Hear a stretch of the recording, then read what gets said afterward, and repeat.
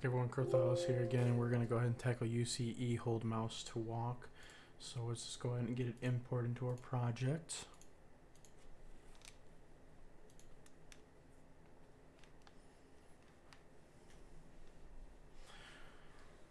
And HoldMouseToWalk does exactly as the name implies. It allows you to hold the mouse down and for your character to walk around. So let's go ahead and open up our README. And in here we don't have any requirements or anything we need to do, so we're just going to get in here and play. And now we just hold the mouse button down and it'll keep moving us around without having to continuously click. And that is all there is to HoldToWalk.